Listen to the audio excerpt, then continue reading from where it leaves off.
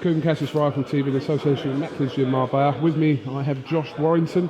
Very sharply dressed Josh Warrington as well. Yep, thank you very much, KUGAN. All the way down? All the way down.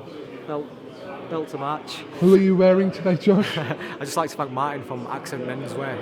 He keeps me dressed and he keeps me looking sharp and smart. And good to see you supporting prostate cancer as well. Yep, keeping the little Men United badge up there. Absolutely. Huge fight for you this week.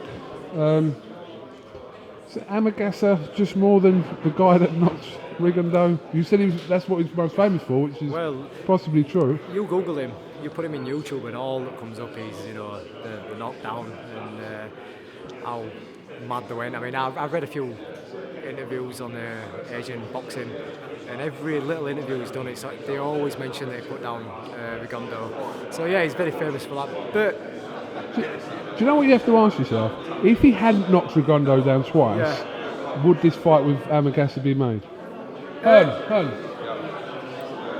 Just a quick question. You about Hearn, you got no respect, have you? Sorry, you might be able to clear this one I'm up. about as tall as Amagasa.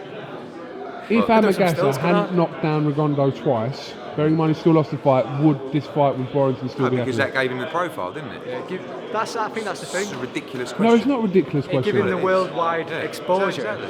This is a fight that, for fight, people have not given him. Fight, didn't he? Because he wanted to fight Lee. He wants to fight Selby. I said, you can't fight Selby, but you can fight Warrington if you want. He went, okay. But whatever he does, everyone just goes, oh, he's just a massive ticket seller. But then when he fought Brunker, everyone went, oh, he might lose to Brunker. I think that's a good fight. He beat him virtually every round. You know, when Lee boxed Brunker, he then boxed Gradovic. So we could walk into the Selby fight now. We haven't got to fight Amagasa, but he wants to test himself. And when I sent the opponents through, he looked at Amagasa and thought, well, that's a good fight. And so did the team. Fighters always do that, but very rarely do the team go, well, that's a dangerous fight, we'll have that one. And this is a dangerous fight. But he needs those kind of fights because that's where you see the levels. Let's see how many levels Josh Warrington's got. And you don't know till you're in these kind of fights. You don't know till you're in the fights like Selby. He might go out there and beat Selby with ease. Who knows? You don't know how many levels every fighter's got to get through. You might go out there, you might get found out against Amagasa. You hope not. Eddie Team Warrington. But you know, if he does come through Saturday, is that what you're looking at for his next fight? I think once you come through someone like Amagasa, Brunker, these guys, unless you're in a big profile fight or you're in another world title, I think the fans at some point are going to turn around and go, come on, let's go for it now. Yeah, but he's done the perfect apprenticeship. You know, English, Commonwealth, British, European, WBC. He's number 2 in the WBC. He's world ranked with WBA and IBF obviously as well. So, you know, but he's getting better and better. Other than the Tourbillon performance, which I just don't, I don't think he was firing. The Brunker performance was the best career, and you'll see the best performance of Josh's career on Saturday against Amagasa. And then hopefully, when he beats Amagasa, people will suddenly turn around and go, actually, you've got to give this kid credit, he can really fight. Because he can really fight. He's exciting to watch as well. It's going to be a great fight. And by the way, Hall against Rodrigo Guerrero is going to be an absolute war. So, I'll leave you to it. I wouldn't mind watching that myself. I just want to carry on what Eddie was saying then, to be fair. It's a funny old game, this boxing, because like after I boxed Diele, the European, and Selby boxed Brunkner then, it was like, it's going to be a close fight, it's going to be a 50-50 on social media, close fight there, Warrington's big puncher, he's this and over, he's looking firing every time. And then I boxed Tourbillon, and for me, I'm glad it happened because it was a massive learning fight. I mean, no one else, so unless you've been in the Olympics or like had massive England exposure, comes through and like go from English title level 12 months later, selling out 10,000 tickets, and fighting for like an international title. No one else does it, and I got carried away that night.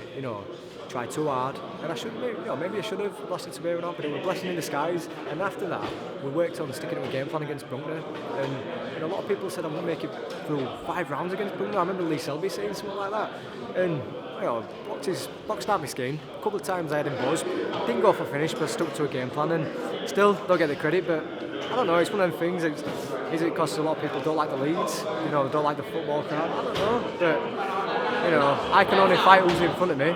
We wanted this Amagasa fight because we thought it might give us a bit more credit. He's a world-renowned opponent, previous to that, we asked for Patrick Ireland, who was fighting Gary Russell Jr. Yeah, we asked for that. He'd already made the fight with him. Good luck to him on Saturday, whenever he fights him. We'd asked for a Gradage fight. He was already scheduled to fight Oscar Valdez. He'd come back with a few other names, but they were just numpties. And Amagasa, you know, have you heard him in press conference? He provides a real challenge. Yeah. So.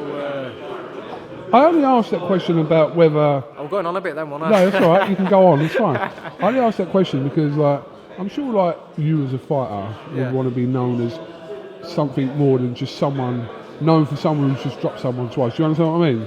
Like, yeah. Do you get what I mean? Like, Amagasa are known for his two knockdowns in Rigondeaux, which is listen, not many people do that. I'm saying, but you wouldn't want to be known for just. No, not all. You'd want to be known as for winning a world title, for being, you know, beating someone of credibility or. Yeah, I mean that is one thing that's you know, my advantage. He's never boxed out of Japan. Yeah. You know, most of his records have been against other Japanese fighters. But then boys keep everything behind closed doors over there. You know, we don't know what the kind of calibre he's been fighting over there. So, you know, there could have been all of his fights could have been outright wars and some against some real tough opponents. We don't know that, but. You know, he's highly ranked in world, and I don't control the rankings. He's, you know, he's highly ranked on BoxRec and all that, so it just makes sense for the fight. What did you make of Selby and Hunter over the weekend? I was sat there on my sofa in a little blanket with a cup of tea, watching, sipping away, looking through my Twitter. I was like, see how everyone else was seeing it. And when he got put down, I spilled tea everywhere. So he owes me a cleaning bill for that one, because you know, no one would expect him to get put down like that. I think, you know, he did what he had to do.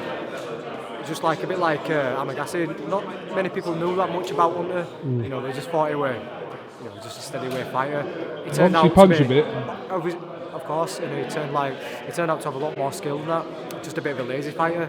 You know, you can tell he probably didn't train that hard in gym and that. But there's been a few things what Hunter said post-fight that, you know, I've been saying for a while. He had the ump that week. Yeah. He had the ump that of week. course he did. If it was toys out of pram, but you know, Selby did what he had to do.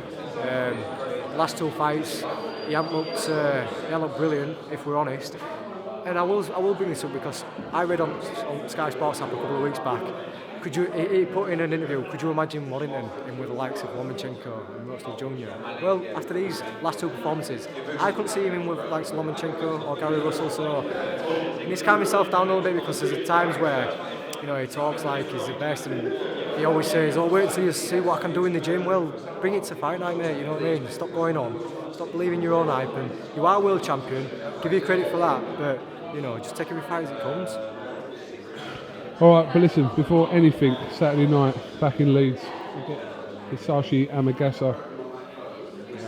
That definitely gives you, makes you better looking than what you actually are. No teeth, perfect, there's no wrinkles, look like I've had Botox, tan's nice, real life look like exactly the same. Josh, thanks for talking to us on TV, and we'll catch up with you in the next couple of days, mate. Thanks very much. All right, cheers, mate.